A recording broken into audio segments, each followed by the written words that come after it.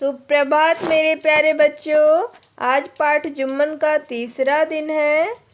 हमने अब तक जाना कि लेखक गांव छोड़कर जा चुका है, उसकी पिताजी की मृत्यु हो गई है और वो करीब 8 सालों बाद गांव लौटता है किसी संबंधी के लड़के की शादी में। और यहाँ आने के बाद उसे मालूम चलता है कि जुम्मन की तबीयत बहुत ही ख़राब है, वो बहुत ही बीमार है। तो वो अपनी उनसे मिलने की इच्छा को रोक नहीं पाता है। अब जानते हैं आगे की कहानी।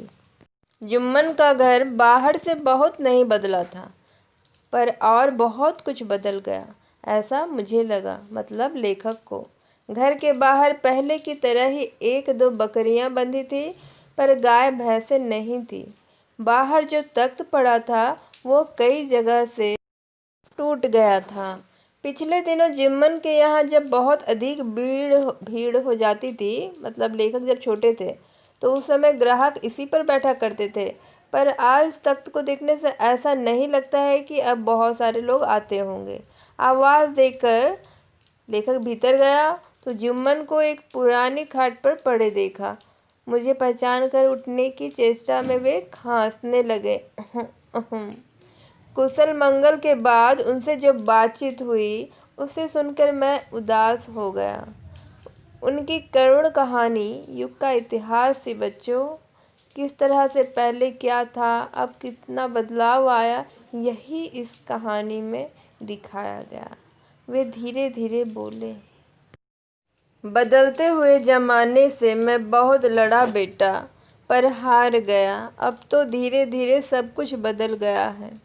जब तक तुम्हारे पिताजी की तरह पुराने विचारों के लोग गांव में रहे, मेरे सिले हुए कपड़ों को वो पहने, उनकी कदर होती रही। पर उन लोगों के जाने के बाद तो जैसे मेरी कमर ही टूट गई, मतलब कि इन्हें आर्थिक तंगी हो गई। बच्चों, उस मशीन को देखकर तुम अचरज कर रहे होगे। लेखक को मशीन दिखाते हुए बोलते हैं, इसे लाने की इजाज़त तो मैंने दे दी जब घर में फाके होने लगे, मतलब कि सब भूखे रहने लगे, खाने तक भी जुटने ना संभव हो पाया।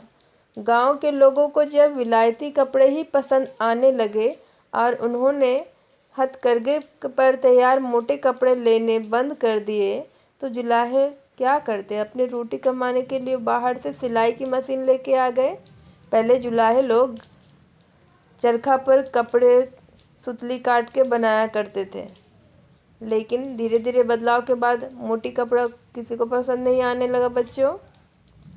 तो इस तरह से जुम्मन जैसे लोगों को आर्थिक तंगी हुई। जुम्मन के लड़के शहर में रहकर नए ढंग के कपड़े काटना सीना भी सीख गए। गांव के लड़के इन्हीं नए फैशन के कपड़ों को पसंद भी करने लग गए थे। जब बदलाव आया तो वे कम पैसे लेकर जल्दी सिलाई करने लगे।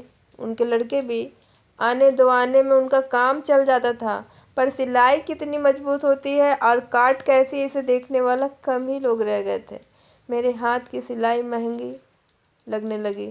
बच्चों, जब भी आप ऑटो में बैठोगे ना, उसका किराया आपको कम लगेगा, लेकिन रिक्शा में अगर जो मेहनत से टानते हैं, मतलब उसमें इंजन नहीं होता रिक्शा में, तो उसमें अगर बैठोगे तो थोड़ा मजदूरी वो ज़्यादा मांगेगा। इस तरह से रिक्शा में भी परिवर्तन आया है बच्चों। जब ऑटो का समय से पहले रिक्शा का समय हुआ करता था।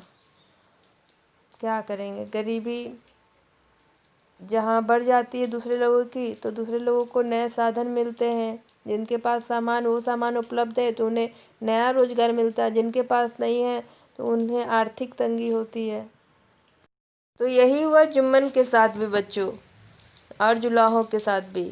इनकी सिलाई महंगी लगने लगी लोगों को, और लोग इनके पास आना ही छोड़ दिए। जिनसे मैंने कभी कुछ नहीं मांगा था, वे अब मुझसे मुंह चुराने लगे थे। मैं तो रूखी सूखी खाकर भी चलता रहा या अपना घर चलाता रहा, पर वह लड़का नहीं माना और 2 साल पहले ही मशीन खरीद कर ले आया। अब रोटी तो मिल जाती है, पर घर की रौनक चली गई। पहले जहाँ अनाज से लेकर दूध दही सब सिलाई के मूल्य में मिल जाता था, अब वो सब खरीदना पड़ता है। लोगों का बातचीत आना जाना भी कम हो गया है। अब इसी बात को लेकर जुम्मन बहुत चिंतित भी है, उनको बहुत दुख भी होता है कि जहाँ पहले गांव में जितनी भी शादियाँ हुआ करती थी वो जुम्मन के सिले हुए कपड़े, जामा जोड़े मतलब जोड़ा पहनकर होता था, लेकिन अब जुम्मन को ही कोई नहीं बुलाता है, क्योंकि अब उनसे सिलाई वाला रिश्ता भी नहीं रहा।